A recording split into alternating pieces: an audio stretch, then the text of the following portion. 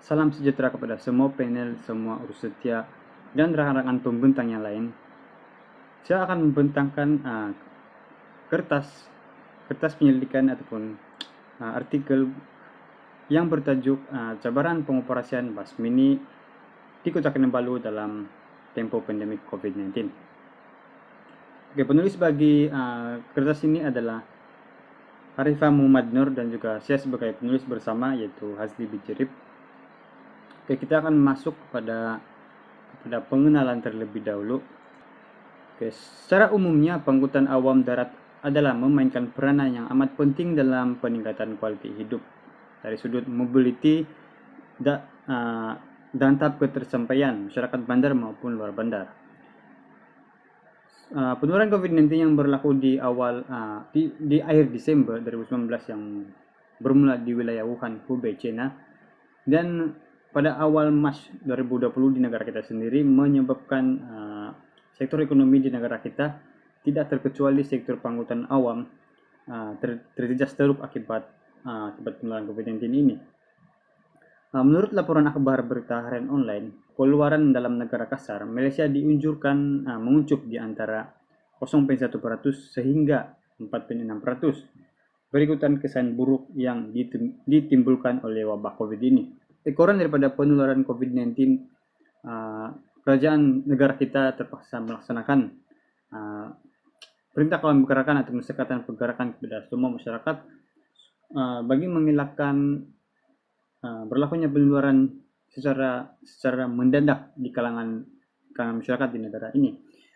Oleh itu penetapan SOP tidak terkecuali dalam sektor pengangkutan awam ditetapkan oleh Majelis Keselamatan Negara MKN, di mana SOP yang harus dipatuhi di dalam sektor pengangkutan awam adalah seperti penyediaan aplikasi MySejahtera, penggunaan aplikasi ini, penetapan tempo had masa bekerja, penetapan kapasiti penumpang, had kapasiti penumpang.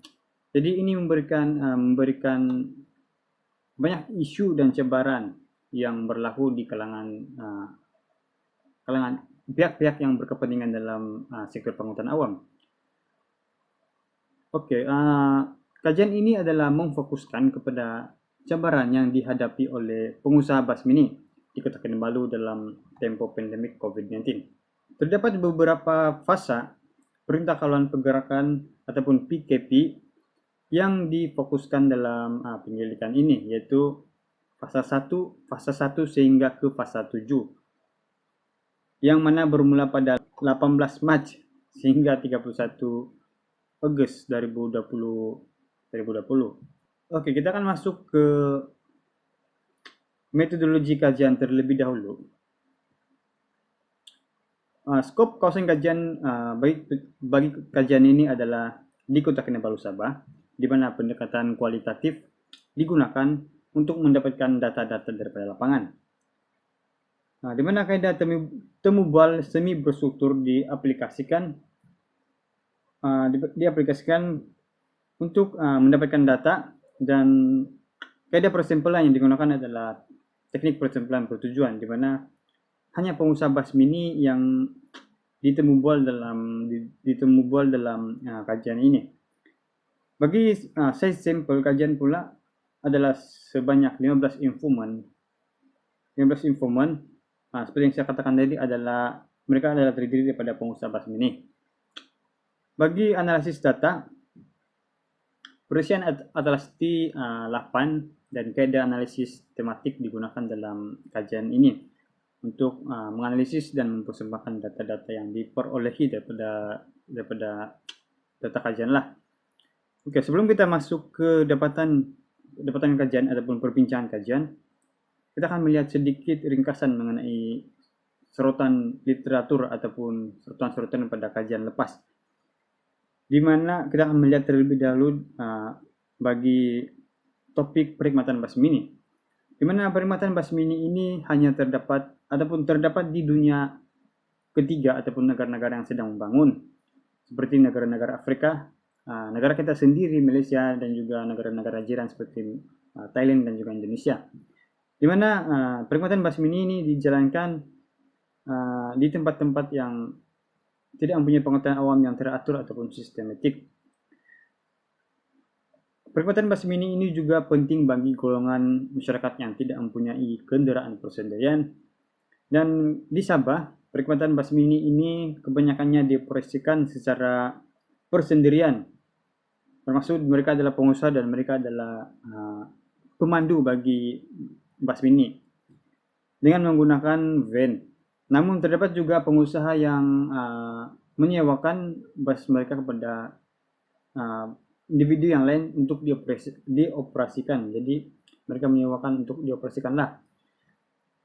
Oke, di Kota Kinabalu, perkhidmatan bus mini ini mempunyai kapasiti sebanyak 12 penumpang bagi setiap perjalanan ataupun trip. Oke, di Kota Kinabalu juga di Sabah, maksudnya perkhidmatan bus mini masih lagi dominan sehingga kini, terutamanya bagi kawasan pinggir bandaraya di Kota Kinabalu. Oke, kita akan masuk pada sorotan bagi impak dan cabaran perkhidmatan pengangkutan awam dalam tempo pandemik COVID-19. Di mana impak COVID-19 ini sudah semestinya menyebabkan pengoperasian pengangkutan awam mengalami tekanan dan juga mengalami gangguan dari segi operasi. Di negara China, penurunan penggunaan perkhidmatan pengangkutan awam berlaku, di mana penurunan sehingga 5,9% dalam 3 tahun yang pertama. Senario yang sama juga berlaku di 3 wilayah Sweden, yang mana mencatatkan penurunan penggunaan perkhidmatan pengangkutan awam daripada 40 sehingga ke 60%. Bagi sebaran perkhidmatan pengangkutan awam ini, dalam tempo pandemik, risiko peningkatan berlaku ataupun risiko jangkitan COVID-19 ini amat tinggi kepada pengusaha ataupun pekerja-pekerja dalam sektor pengangkutan awam. Antara salah satu faktor mengapa risiko tinggi kejangkitan dalam sektor pengangkutan awam adalah melalui pertukaran uang kertas dan juga shilling. Jadi itu merupakan salah satu faktor mengapa sektor pengangkutan awam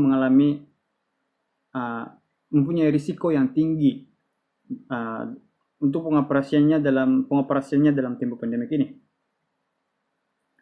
Oke, kita akan masuk kepada dapatan dan juga perbincangan kajian ini, di mana hasil kajian ataupun hasil analisis kajian mendapati bahwa terdapat 4 tema utama, di mana tema utama yaitu cabaran pengusaha basmi di Kota Kinabalu. Yang pertama adalah pematuhan SOP, kedua adalah persaingan, ketiga adalah cabaran dari segi penggunaan teknologi digital, dan juga keempat adalah cabaran penurunan kepercayaan pengguna terhadap sektor perkhidmatan basmi di Kota Kinabalu. Saya akan ringkaskan secara detail lah bagi dapatan kajian ini. Kita akan masuk terlebih dahulu di cabaran pematuhan prosedur operasi standar ataupun SOP, di mana terdapat dua subtopik, yaitu pengusaha dan pengguna itu sendiri mengalami cabaran dalam pematuhan SOP yang telah ditetapkan. Oke, bagi pengusaha basmi ini pula, cabaran yang mereka hadapi bagi mematuhi SOP ini adalah kesukaran dari segi operasi. Mereka sukar untuk beroperasi dalam pandemi ini karena mereka harus mematuhi SOP yang tidak ditetapkan. Jadi ini menyukarkan mereka untuk beroperasi. Kedua adalah dari segi pengguna, di mana terdapat pengguna yang kurang pengetahuan terhadap SOP, di mana terdapat pengguna yang tidak cilik huruf, di mana mereka tidak pandai menulis nama dan tidak dapat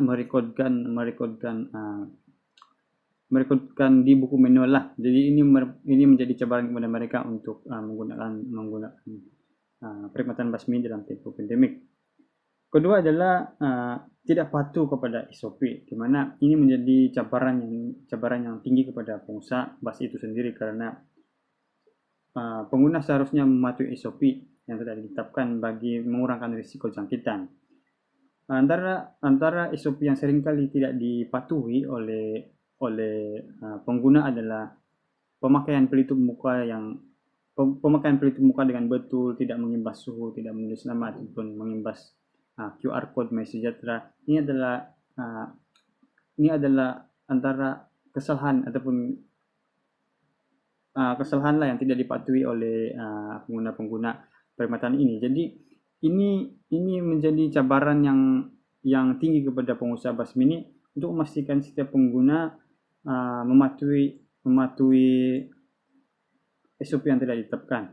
Oke, kita masuk kepada cabaran persaingan pangkutan lain, di mana terdapat 4 perkhidmatan pangkutan lain yang memberikan cabaran yang dinyatakan informan kajian ini, di mana pertama adalah Vensapu tanpa permit, Grab, Taxi, dan juga Maxim.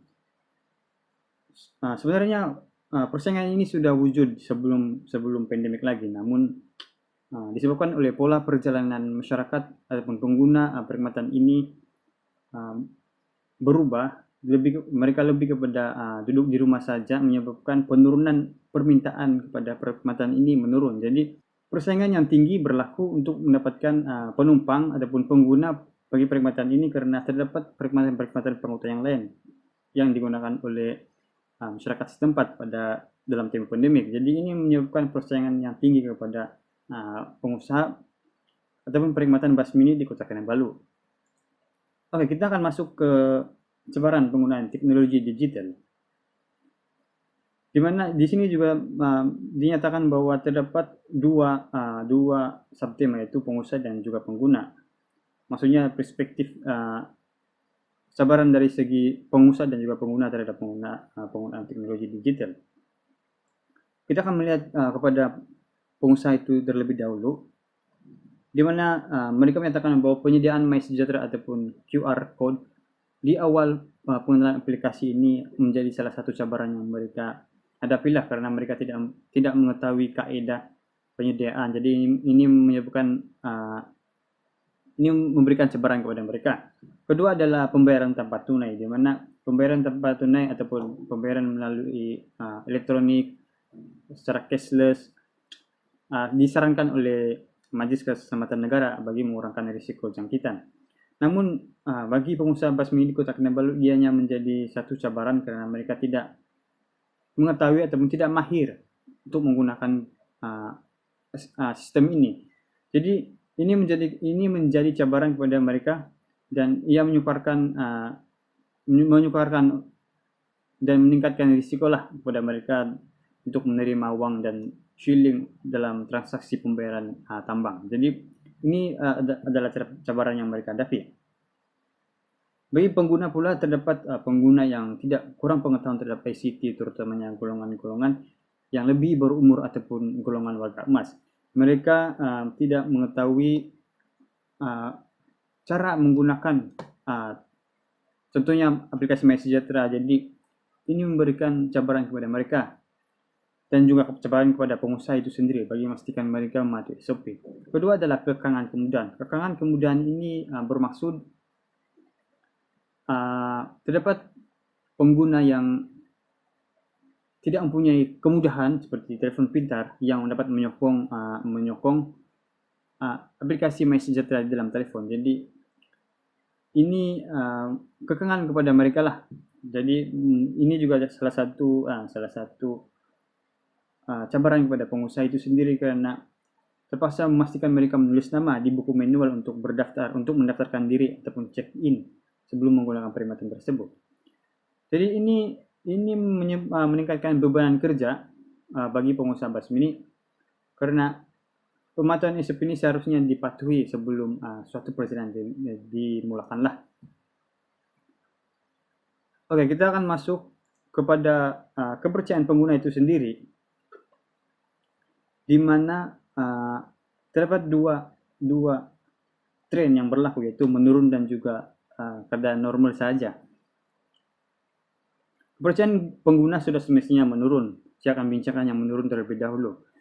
Dalam tempo pandemik ini, stigma masyarakat ataupun perspektif masyarakat terhadap pengangkutan awam seperti pengangkutan busmi di Kota Kinabalu adalah negatif ataupun mereka kurang mempercayai, kurang merasa selamat, kurang merasa selesa karena terpaksa berkongsi dengan individu yang lain untuk bergerak dari satu tempat ke satu tempat yang lain. Jadi mereka kurang merasa selamat dan lebih memilih menggunakan pengangkutan persendirian untuk bergerak dari satu tempat ke satu tempat. Jadi ini menjadikan cabaran kepada pengusaha basmi ini karena mereka kekurangan permintaan dan ini mempengaruhi kadar aliran tunai mereka lah, pendapatan mereka. Yang kedua adalah normal ataupun seperti biasa saja. Bagi tren ini normal ini disebabkan oleh terdapat individu ataupun kumpulan individu yang sentiasa menggunakan perkhidmatan ini walaupun dalam tempo pandemik. Contohnya pekerja-pekerja yang bekerja di sektor tidak formal seperti bekerja di pasar raya dan juga kedai makan. Kumpulan ini sentiasa menggunakan perkhidmatan ini karena ini adalah salah satu ataupun ini adalah pilihan mereka karena mereka tidak mempunyai pengangkutan persendirian untuk bergerak dari satu tempat ke satu tempat. Jadi mereka terpaksa menggunakan perkhidmatan ini walaupun dalam tempo pandemik. Secara keseluruhannya, hasil analisis dapatan kajian mendapati bahwa terdapat 4 tema cabaran utama seperti yang saya nyatakan tadi, yaitu pematuhan prosedur standar, persaingan, penggunaan teknologi digital, dan juga kepercayaan pengguna. Cabaran ini mempunyai pengaruh yang signifikan terhadap pengoperasian basmi ini di Kota Kinabalu, lebih-lebih lagi dalam tempo pandemik inilah. Cabaran dan tekanan yang dihadapi oleh pengusaha basmi ini dalam tempo pandemik ini adalah sesuatu yang sukar diatasi. Namun tahap resilient yang tinggi dalam kalangan pengusaha basmi ini di Kota Kinabalu dapat memastikan perkhidmatan basmi ini terus relevan dan selamat digunakan walaupun dalam tempo pandemik. Walau bagaimanapun, komponen luaran dalam sistem pengangkutan seperti kerajaan, pengguna, dan masyarakat turut memainkan peranan yang amat penting dalam resilient pengusaha basmi ini di Kota Kinabalu. Langkah yang sistematik serta efisien adalah penting untuk dinilai dan dilaksanakan bagi memastikan pengangkutan awam seperti perkhidmatan basmi ini terus dapat memberikan sumbangan kepada perkembangan sosioekonomi setempat serta mampu menyumbangkan terhadap pembangunan ekonomi negara pada masa ini dan juga pada masa akan datang. Itu saja daripada saya. Sekian dan terima kasih.